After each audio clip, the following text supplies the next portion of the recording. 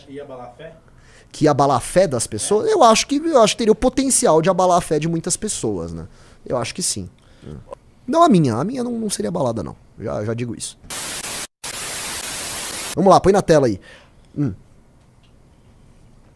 Após fala de Obama, Trump ordena a divulgação de arquivos do governo dos Estados Unidos sobre vida alienígena.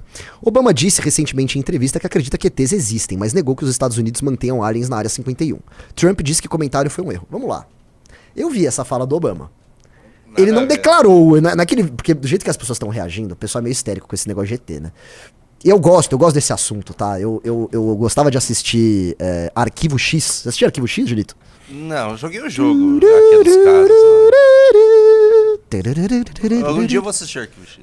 Sériezaça, cara, sériezaça, muito legal. Que lida muito com esse lance de teorias da conspiração, especificamente o governo americano encobrindo ali casos de ETs, né? Então você tem vários casos famosíssimos, você tem o caso de Roswell, lá nos anos 50, foi o primeiro que estourou, assim, que furou uma bolha, que todo mundo falou sobre isso, mas você tem vários outros também. Aqui no Brasil tem vários casos muito interessantes de você analisar. Agora, vamos lá, a fala do Obama foi o quê? Ele disse o seguinte, olha... ETs existem, né? Foi isso que ele falou. Mas ele tava querendo dizer ali que ele acreditava que ETs existem, mas que na presidência da República, na presidência dos Estados Unidos, ele nunca viu nenhum arquivo de ET. Ele até comenta, fiquei meio decepcionado e tal, né? Aí ele ainda diz, né? A não ser que a conspiração seja tão profunda que nem o presidente dos Estados Unidos saiba desses documentos, né? Ele tava lá brincando com a ideia e tal, né? Vamos lá. E aí, vamos ver o que o Trump falou. Desce aí. Põe na tela aí, pessoal, Junito. Não. Não. Eu tô te esperando por... Aí, o presidente americano Donald Trump afirmou nessa quinta-feira que instruiu o secretário de guerra e outros departamentos e agências a divulgarem documentos governamentais sobre vida alienígena e extraterrestre, fenômenos aéreos não identificados e objetos voadores não identificados. Veja, os Estados Unidos já fez isso antes. Eles já divulgaram documentos que ficaram sigilosos por muito tempo. O Brasil faz isso. Vejam só que interessante. Vou contar um caos pra vocês aqui. Você tem um fenômeno no Brasil chamado a Noite Oficial dos OVNIs, tá? Quem já ouviu falar Noite Oficial? Já ouviu falar nesse, Junito? Isso foi em Jundiaí, se não me engano, tá? O que aconteceu naquele dia? Isso foi nos anos 80. Noite o quê? Noite Oficial dos OVNIs. Foi nos anos 80, final da Guerra Fria. Aconteceu que perto de uma base de jatos militar ali, né, que fica... Não é em Jundiaí, é próximo a Jundiaí, eu não tô lembrando qual cidade que era. Começaram a surgir algumas luzes muito esquisitas no céu. E elas se moviam de uma forma muito rápida, e eram luzes coloridas, e aí elas vinham e desapareciam, e aparecia no outro lado. E aquilo foi muito estranho. Um dos pilotos começou a perseguir uma dessas luzes. Olha que loucura, isso é verdade, tá? Pegaram um jato brasileiro com autorização lá de Brasília, né, da central lá em Brasília, foi autorizado a iniciar a perseguição.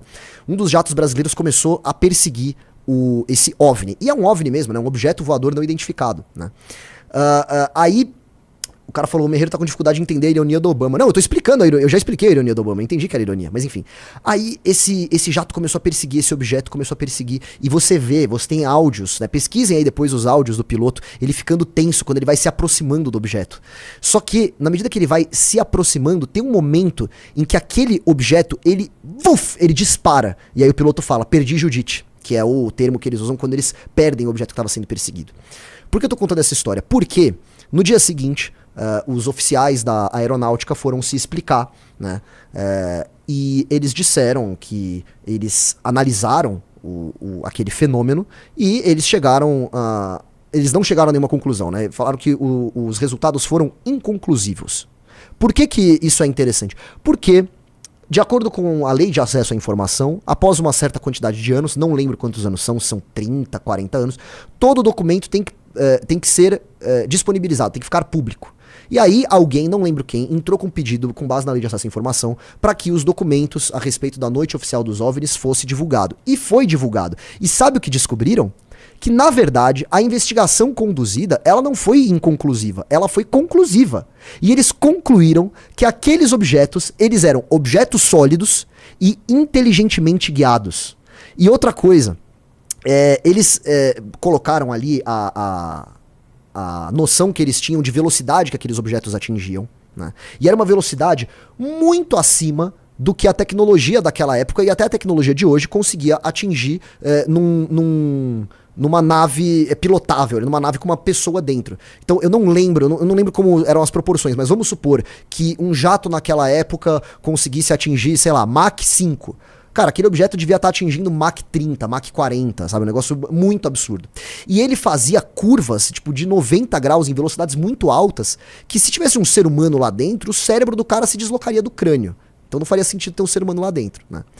Ou seja, isso mostra que o governo brasileiro, quando julga necessário, ele mente.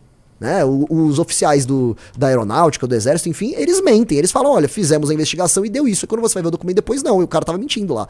Né? Tinha dado outra coisa. Isso quer dizer que eram alienígenas? Não. Mas é uma história muito maluca e muito interessante, né? Era a época da Guerra Fria. Será que era uma tecnologia muito avançada, eventualmente, sei lá, do governo russo, que estavam usando pra espionar alguma coisa no Brasil? Não sei. Não sei, tá? Mas, no mínimo, é uma história muito cabreira, muito interessante, né? Você gostou dessa história, Junito? Eu adorei, porque dos anos 90, cara. Dos anos 90 eu assistia televisão, sempre tinha uma coisa assim. Eu sou da época do ET de Varginha. ET de Varginha, claro. ET de Varginha. Sensacional. E tem imagens, né? Tem imagens... Não, imagem do ET de Varginha não, é outro caso. De um piloto também da Força Aérea Brasileira acompanhando um negócio. Era muito... No final dos anos 90 apareceram essas imagens. Fez bastante sucesso, né? É uma loucura. Assim, eu gostava muito de pesquisar sobre isso, eu sou um pouco cético, né?